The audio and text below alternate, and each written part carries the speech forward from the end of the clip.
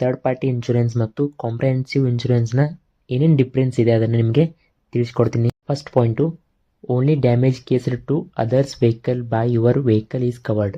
ಅಂದರೆ ನಿಮ್ಮ ಬೈಕಿಂದ third party ಕಾರಿಗೆ ಅಥವಾ ಬೈಕಿಗೆ ಏನಾದರೂ ಡ್ಯಾಮೇಜ್ ಆದರೆ ಥರ್ಡ್ ಪಾರ್ಟಿ ಇನ್ಶೂರೆನ್ಸಿಂದ ಕ್ಲೈಮ್ ಮಾಡ್ಕೋಬಹುದು. ಆದರೆ ಈ ಪಾಲಿಸಿಯಲ್ಲಿ ನಿಮ್ಮ ಸ್ವಂತ ಬೈಕನ್ನು ಸರಿಪಡಿಸಿಕೊಳ್ಳೋಕೆ ಸಾಧ್ಯವಾಗುವುದಿಲ್ಲ. ಇವಾಗ ಕಾಂಪ್ರಿಹೆನ್ಸಿವ್ ಅಲ್ಲಿ covers all the damages related to your car or the third party car. ಅಂದರೆ ಈ ಇನ್ಶೂರೆನ್ಸ್ ಅಲ್ಲಿ ನಿಮ್ಮ ಓನ್ ಬೈಕ್ ಮತ್ತು ಥರ್ಡ್ ಪಾರ್ಟಿ ಬೈಕು ಅಥವಾ ಕಾರು ಎರಡು ಕ್ಲೈಮ್ ಆಗುತ್ತೆ. Second point, low premium compare to comprehensive ಇನ್ಶೂರೆನ್ಸ್ಗಿಂತ ಥರ್ಡ್ ಪಾರ್ಟಿ ಇನ್ಶೂರೆನ್ಸ್ ಅಲ್ಲಿ ಲೋ ಪ್ರೀಮಿಯಂ ನಿಮಗೆ ಸಿಗುತ್ತೆ. ಕಾಂಪ್ರಿಹೆನ್ಸಿವ್ ಇನ್ಶೂರೆನ್ಸ್ ಅಲ್ಲಿ ಹೈ ಪ್ರೀಮಿಯಂನ ಚಾರ್ಜ್ ಮಾಡ್ತಾರೆ, ಯಾಕಂದರೆ ಅದರಲ್ಲಿ ಎರಡು ಬೆನಿಫಿಟ್ಸ್ ಇದೆ.